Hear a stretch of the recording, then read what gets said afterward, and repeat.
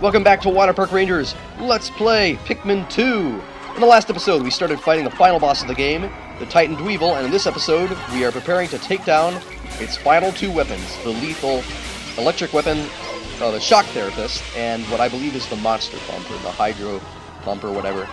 Anyway, this is a really difficult final boss once you get down to it, fighting it with a full party like this. It's actually quite dangerous. Perhaps not as bad as some final bosses, and if you approach it using a good strategy like I told you to, you won't run into any problems. Oh yeah, one thing I forgot to tell you. About bitter spray and spicy spray. Don't use bitter spray during the battle. Number one, if you bitter spray it, you won't be able to do any damage to it, like hardly at all. You won't be able to hardly damage its weapons at all in its form, if you use bitter spray on it. Also, if you bitter spray it while a weapon is activated, the weapon will not shut off until the bitter spray deactivates. So the bitter spray is a horrible idea to use in this fight. Spicy spray, on the other hand, you want to use all your remaining doses here, obviously because there's nothing else left in the game, and because spicy spray is amazingly effective against his weapons. Yeah, that being said, that's what you can do with sprays. And now, back to fighting this guy. Electric weapon is smoking, so it's going to be kind of tough to hit, but if we have our yellows at the forefront, it shouldn't be too much of a problem.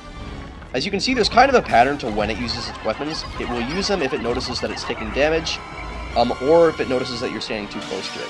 So if you kind of back off and just let it, like, chill for a second, then you can run in right after it starts walking, and you'll have more damage to weapons, which is what I'm doing right here. Yes! I knew we could do it! I knew that we'd be able to do it!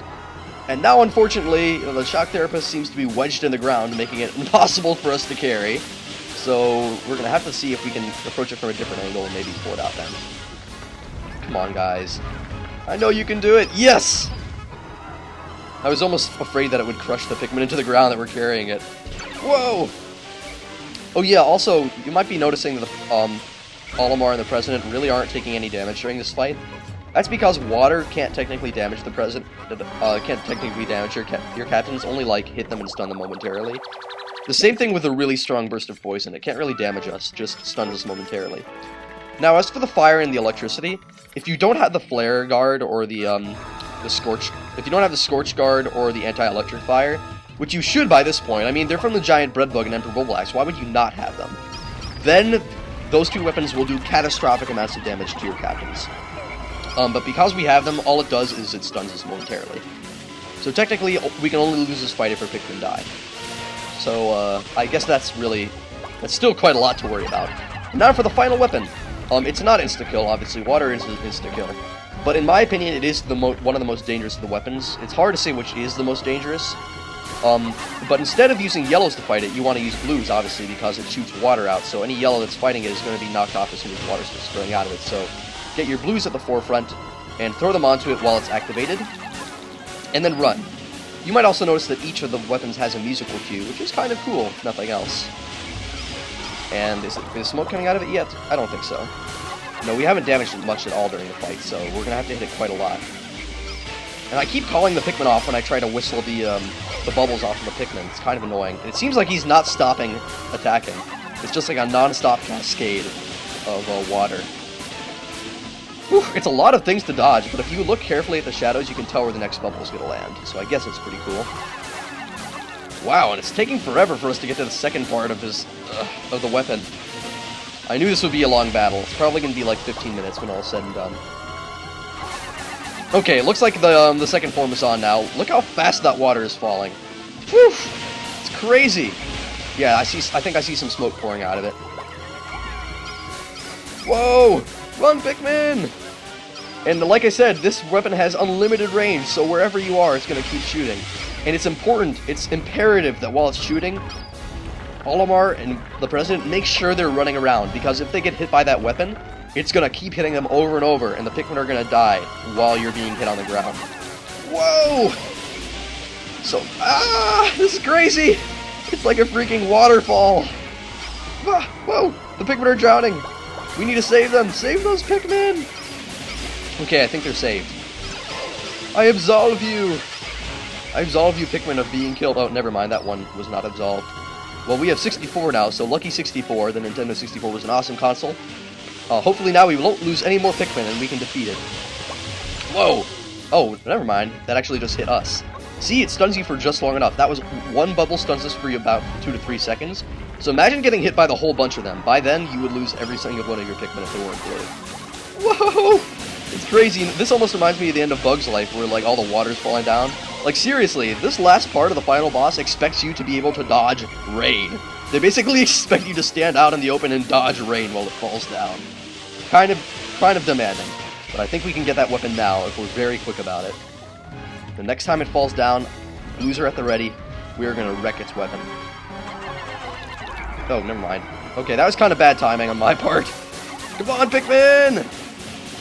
Do your best. Whoa, look at that crazy water attack. I think we've almost got... Yeah! And with that final weapon taken down, well, let's grab it and take it back to the ship. And now, all we have to do is throw the Pikmin at the Titan Dweevil, and it's basically now, it's a beady long leg because I can't even step on the Pikmin. All I can do is shake them off. Really, that's all I can do now. The only remarkable thing about it is that it has 5,000 HP. But, you know, that doesn't matter. It can't do anything to us now, so let's take it down. Red Pikmin, of course, are the most efficient at it. Purple do a lot on the impact, so if you were holding back purples for the rest of the fight because of the elements, now would be your time to use them.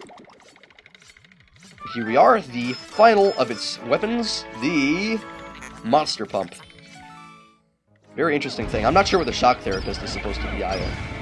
The only thing I'm sure about is the flare cannon. That is definitely some kind of campfire cooking thing.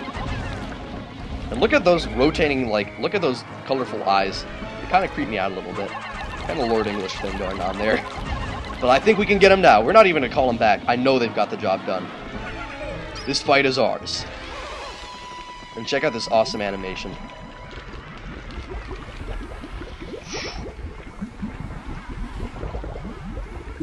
That's gotta hurt. And there's Louie! Finally fell out. We never knew whether or not he was controlling the final boss or not. Louie? ... Are your life functions fading? No, he appears only to have fainted. He is always running into trouble. Oh, Louie. Instruct the Pikmin to carry him. There's not enough room for him in the cockpit anymore. We will have to keep him in the cargo hold with the treasure hoard. So now you just pick him up and just take him back to the ship like any other treasure, really. An interesting thing that I've noticed about this Louie treasure, so to speak, is I used Action Replay to get Louie to come to this final boss, and the light on Louie's helmet is actually a different color than the light on this Louie's helmet. Kind of strange. Maybe it has to do with the fact that he's a lot weaker or something.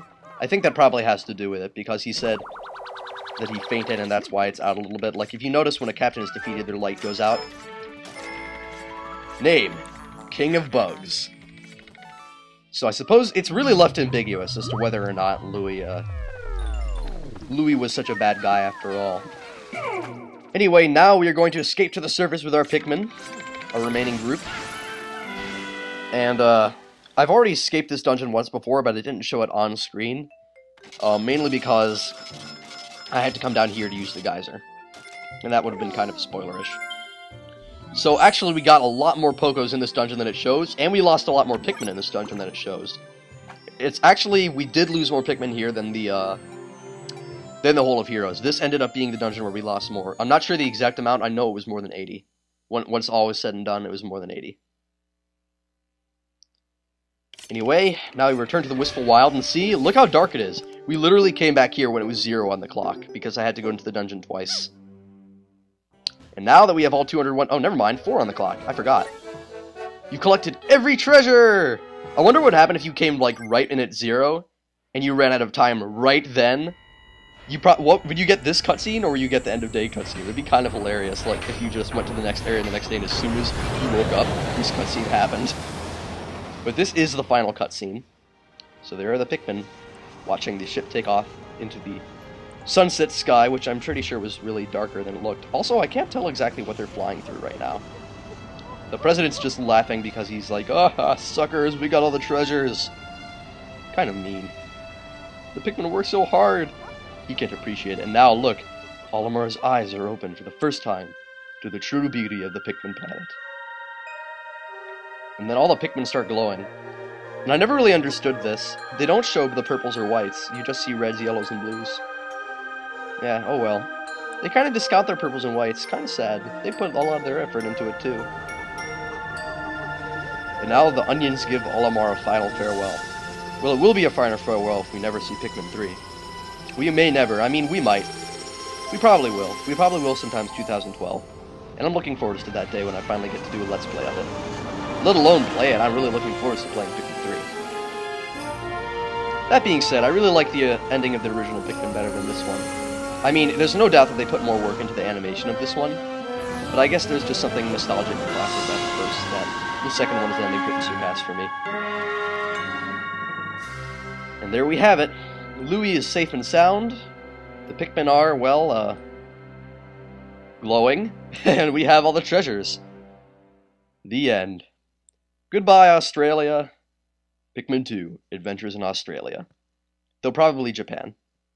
Who cares? Now, this The End screen might look like... It goes on for a long time, so it seems like it's one of those The End screens, so they just expect you to turn off the game. But the truth is, if you wait here for a little while, you do get one more extra special screen. So I guess I'll just say my farewells now. This was a really fun Let's Play to do. I was looking forward to it. And what can I say? I really hope that we can return to this planet for Pikmin 3. And now one last look at our final stats after getting all the treasures. We lost a ton of Pikmin, only left one behind. Typically I lose very little to elemental things, but explosions and electricity are typically I'll lose more because of their insta-kill. And I grew a ton of Pikmin, as you can see, a lot more Pikmin actually. And surprisingly, I don't think this Let's Play took very long to do. The first time I played the game it took around 40 days, and this time it only took about 13. And the first time I played it took around 20 or so hours, this time more like 11. That being said, hope you enjoyed this Let's Play. See you next time.